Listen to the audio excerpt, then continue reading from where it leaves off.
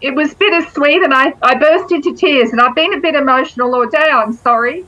Um, I think it's growing up as a child with my father, who really never knew his dad and talked about him a lot and talked about being in New Guinea and what happened. And so it's all come to fruition. And I think it's a lovely day, because at least we know where grandfather is now, and I feel closer to him.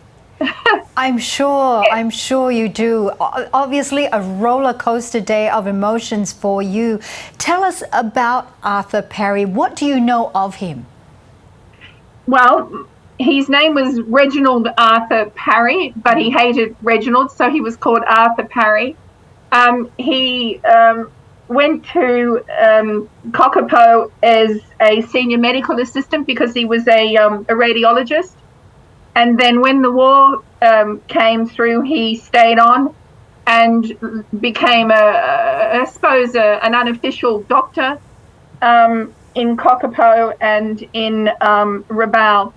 I have some letters that I've been looking at today where he talks about hiding in the bush and, the Japanese circling. He talks about different people and hiding together.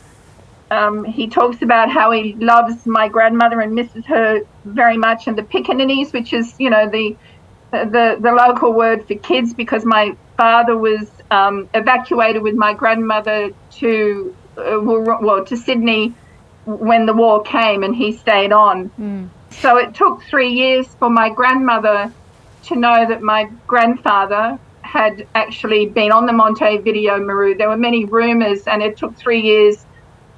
She received a telegram, which I got here on the 30th of October 45, that said, "Mrs. A. Parry, it is with deep regret that I inform you that the translation of the nominal role of the Japanese vessel Montevideo Maru, which was lost with all personnel after leaving Rabaul in June 42, and I share with you that A.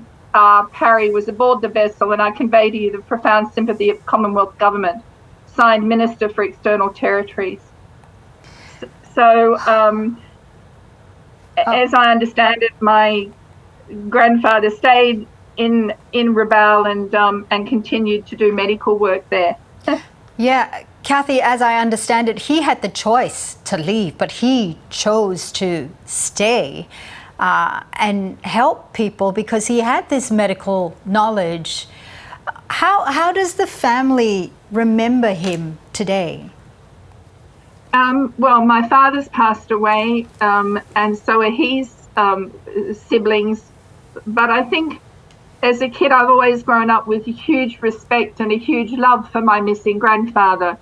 My sisters and I were born in New Guinea, so I think the connection is so great that when my father came down to Sydney, he always yearned to go back to New Guinea, and he did. He married my mother and took her back to Rabaul, and they lived in there, and he became a policeman in Rabaul. His name was Colwyn Parry. And I think it's always been as a kid that I've grown up not knowing my grandfather, but stories like these about my grandfather. And the loveliest story, and I've got the letter here, is when my grandfather sent my dad, or he organised for a crystal wireless set for him for his 13th birthday. And apparently that was when in Wahroonga police were concerned about people, doing radio work illegally. Yeah. And the police called in to find Dad just using his crystal set for his birthday that my grandfather had organised for him. So that was always a story in the family, that we used to laugh about, as a 13-year-old boy, my dad getting this gift from his dad. Cathy, yeah. I wonder, and if it's not too difficult for you, would you be able to read out some of that letters to us? Yeah. So he says, "Dear Cole, fancy your birthday today." This is the 1st of October, 41. "What a pity I had to miss it. But dear, I hope you are okay and you found the crystal set all you wanted. I still have hopes we will all be able to be together very soon. then life will be worth living and you will be able to have a workshop and tools.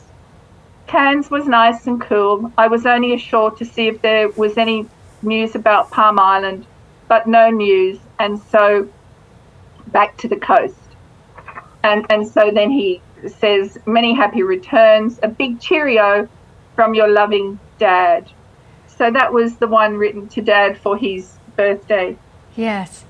So this, I don't know how, this might be more interesting because there were so many other civilians on the boat with Grandfather, and then there were, and I think it's poignant, and although it's sad for us, it's a really true connection for me about Anzacs and the armed forces and how they have actually given us our life. So I thank them for that, and my grandfather too. And he says here, which is quite funny, Sunday afternoon, he talks about Dr. S came along and we dressed all of them. We got them into bed today and they are all well, although minus legs, etc. On Saturday, 15 Papuan natives have been shipwrecked. 5 were returned. Already 5 weeks lost in their canoes. Such is life. Your letter has come this evening and I'm welcome it. And then he just talks about, I'm afraid studying at the moment is impossible. I do not feel as young as I did when the Japanese are circling overhead. Our dugout is in a good posse, and we waste no time to jump and dive into it. The camp is in good working order.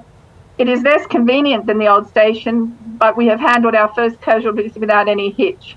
The treatments with sulfonide and Vaseline cause and save enormous amounts of work to us, as well as shock to the patients.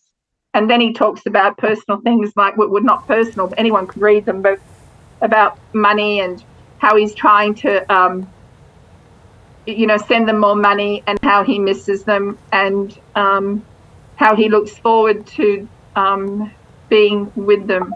Yeah. He says here, which I think is lovely, I expect there must be beyond the clouds, there must be clouds and more clouds and then clouds of sunshine. Once again, all my love, my dear, for yourself and my pickaninnies, Arthur and Dad. Oh, Anyway. Cathy, these letters are so beautiful, and you're so fortunate to have them in your possession.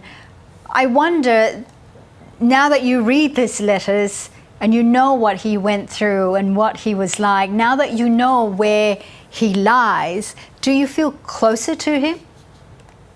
Yes, I do, in fact, and I need to thank Max Utridge. Max is one of the family that grew up with my, with me, and his dad grew up with my dad in Kokopo in New Guinea. So Max is out there on that boat, and I got an email from him this morning at 6:30 saying found, and it was a combination of absolute,